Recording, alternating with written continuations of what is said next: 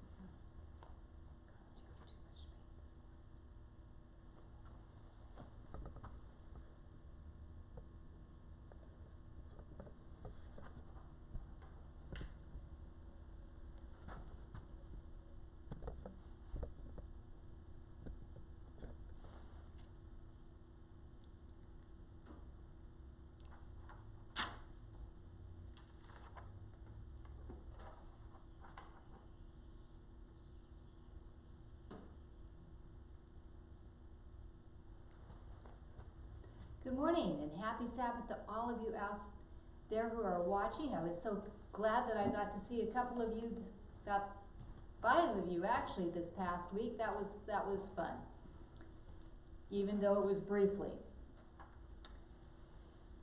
This morning we are going to start with a song, and it's called Jesus Wants Me for a Sunbeam. So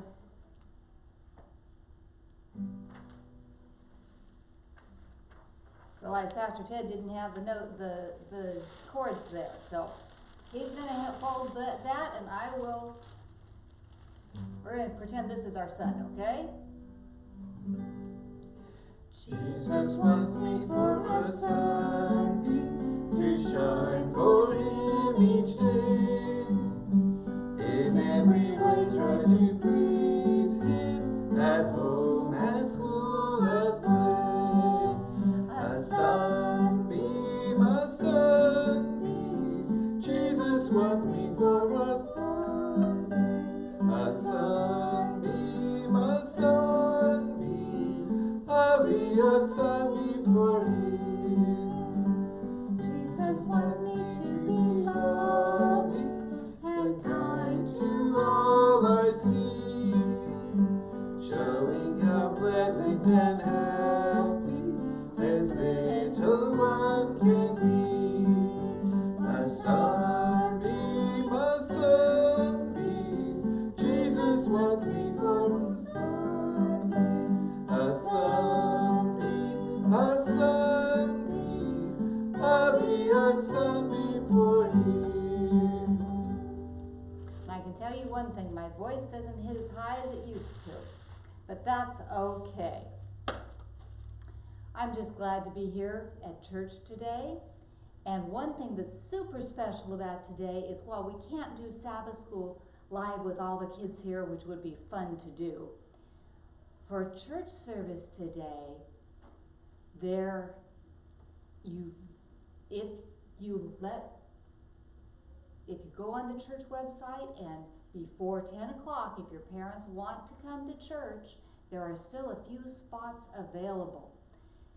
So we are limited to only 100 people today, but that's better than what we've had for the past 2 months, so we're thankful for that. So it's time that we always remember what we're thankful for this week, and we're also what are some special things that we want to pray about. So one thing that I'm thankful for is the good food that Jesus makes for us. I don't know how many of you have had good food this week, but I've had some good food this week. So I'm thankful for that. I've had some good vegetables and some nice fruit. And I like fresh vegetables and fruit, so that's something I've been thankful for. I'm wondering if you can tell somebody in your room something that you want to thank Jesus for today.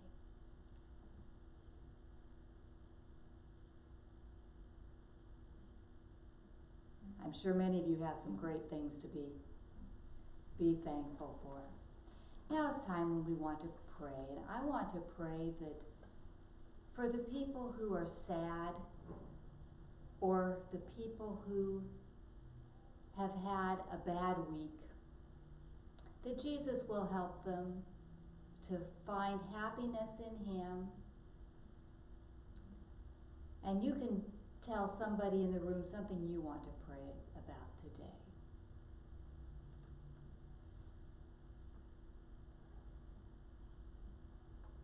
Okay, we're going to have prayer. I'll give you a brief time in your prayer to say what you're thankful for and want to pray about. And at the end of our prayer, we will be singing Into My Heart. Dear Heavenly Father, I want to thank you so much for Jesus. I want to thank you that we can come to you today with our prayers, and that you listen to us. I also want to thank you for the good fruits and vegetables that you give us to eat, and also that at least some of us can go to church today, even though we can't go to Sabbath school yet. We want to pray for the people who are sick and sad or have had bad weeks, that you will help them.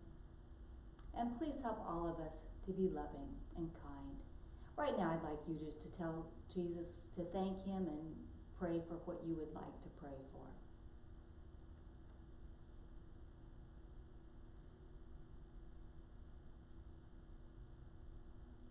And Father, you've heard the children's prayers in their homes, and I want to pray for each of the children today.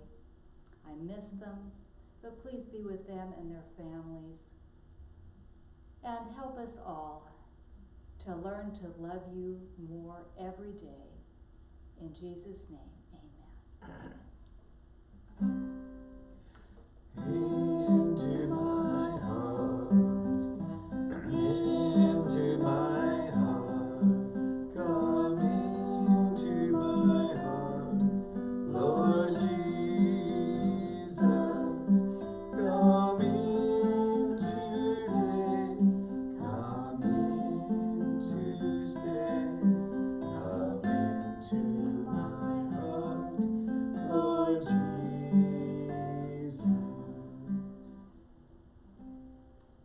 And Jesus loves to come into our hearts. I want to thank Pastor Ted for his help with the music today. And we are ready for our story, and we have a special one. Of course, all of the stories from the Bible are special, especially the ones about Jesus. Now, Jesus had some disciples, some people who followed him wherever he went. They loved Jesus. And they enjoyed spending time with Jesus. In fact, I'm going to move them back just a little bit because I'm going to need a little more space here. Move that too. Now, Jesus and his special friends, his disciples, they were invited to a wedding. And so what do we have at a wedding? We have a bride and a groom at a wedding. And there's also lots of people who like to come to the wedding. Although I know with my son's and wedding that's coming up, for Pastor Timmy and Sarah's wedding, there won't be as many people as they would have liked to have, but at least they can still have a wedding. And there's also people who help at the wedding.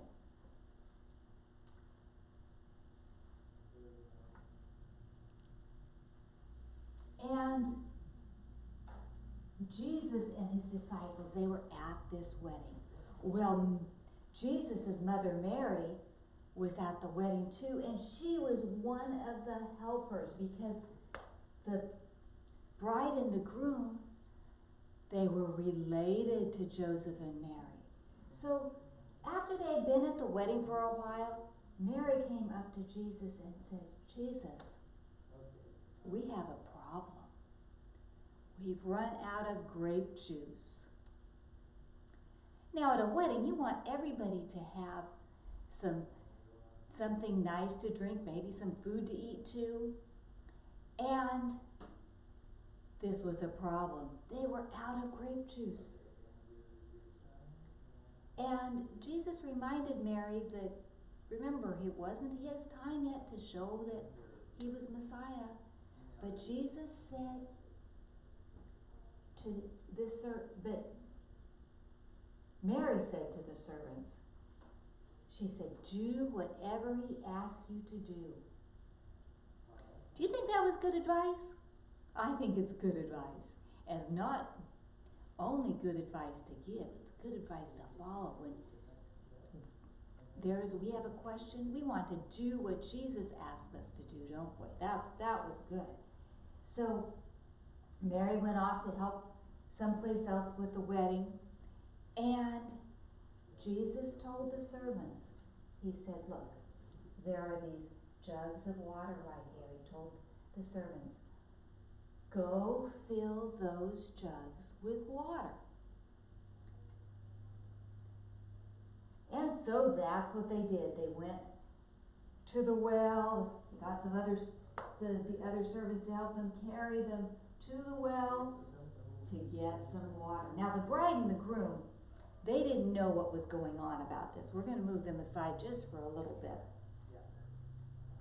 And we are going to do something special. We're going to move our little assistant teacher for a little while because I'm going to use this chair right here. Jesus told them to fill the jugs with water. So they would go to the well. There's the well right there. Now what comes out of a well? That's right, water.